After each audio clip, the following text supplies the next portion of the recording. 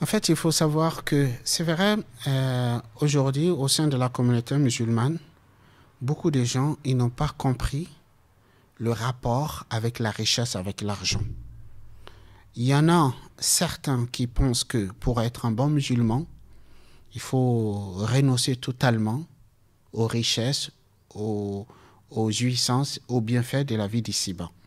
Il faut s'en laver. Faut être pauvre, en Faut fait. s'en laver. Voilà, il faut être pauvre pour avoir, comme en fait, dans la tradition chrétienne, il dit que les riches, ils ne rentreront pas au royaume de Dieu jusqu'à ce que les chameaux passent par les chats dénégués. Donc, il y en a certains, ils ont cette mauvaise compréhension. Et ben, c'est de dire, en fait, pour gagner l'au-delà, pour gagner le paradis, il faut abandonner totalement la vie d'ici-bas, les richesses de ces bas mondes. Et alors que cette notion est totalement fausse.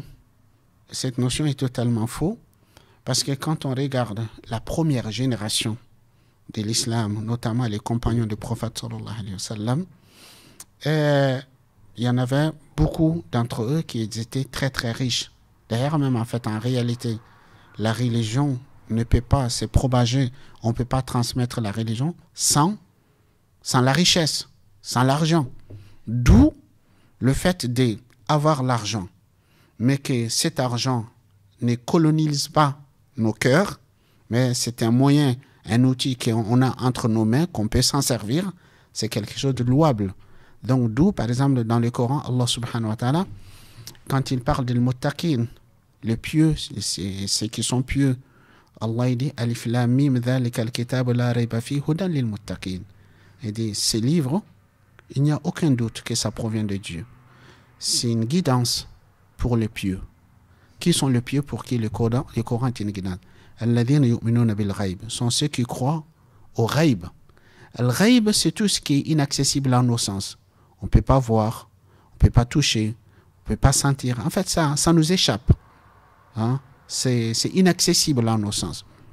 Ce sont ceux qui croient au ghaib. Par exemple, comme ils croient en Allah, ils croient au paradis, ils croient en enfer, ils croient au jour de jugement dernier, ce qui va se passer. Donc tout cela, c'est le ghaib. Alladhina yu'minuna bil ghaib sont ceux qui croient au ghaib, wa yuqimuna as-salah, qui accomplissent la prière, wa mimma razaqnahum yunfiqun, et ils dépensent de ce que nous leur avons donné. C'est-à-dire quand ils sont appelés à dépenser de leurs richesses pour la cause de Dieu, ils n'ont aucune hésitation. Contrairement à beaucoup de gens aujourd'hui, ils vont pour leurs vacances, pour leur plaisir, ils vont dépenser sans compter. Mais quand ils sont appelés à donner pour la cause d'Allah, ils cherchent les pièces jaunes, et quand ils jettent dans les boîtes les sons de pièces jaunes, ça les émerveille, ils sont contents. Sont contents. Non. Donc, les premières générations, notamment Al-Ashar al-Mubashirin bil Jannah, les 10 compagnons qui sont promis au paradis, que le prophète sallallahu alayhi wa sallam il a annoncé qu'ils font partie des gens du paradis, il y avait parmi eux Abu Bakr radiyallahu anhu, qui était très riche, qui était l'un des plus grands richards des compagnons. Il y avait Abdurrahman ibn Auf, qui était très très très riche. Moi j'avais lu des articles de dire, en fait Abdurrahman ibn Auf, à sa mort, la richesse qu'il a laissée, vraiment, chacune, il avait 4 épouses et plusieurs enfants, chacune de ses épouses, ils ont hérité vraiment des millions. Ils ont hérité des millions. Et pourtant, les épouses, ils n'ont que 1/8 de la richesse. 1/8. Ils ont hérité des millions. Donc, il y avait Abdurrahman ibn Auf, il y avait Uthman ibn Affan, radiallahu anhu. Donc, ces 3, parmi les 10 qui sont promis au paradis, ils étaient très, très riches. Mais la richesse, comme je disais, ils avaient compris le sens, que la richesse est une épreuve, que la richesse est un moyen qui peut nous permettre de gagner les degrés les plus élevés dans le paradis, lorsque la richesse est entre nos mains, qu'il n'est pas dans nos cœurs, et aussi comme la richesse peut être un moyen qui peut conduire une personne à sa perte, à l'enfer. Donc c'était des commerçants, ils faisaient des commerces, mais ils étaient honnêtes. Ils faisaient confiance en Allah subhanahu wa ta'ala. Par exemple, je vais un seul exemple. Uthman ibn Affan, radiallahu anhu, après la mort du prophète sallallahu alayhi wa sallam, à l'époque d'Abu Bakr, quand Abu Bakr était calife, il y avait à un moment donné, il y avait la famine, il y avait comme la pénurie, la pénurie.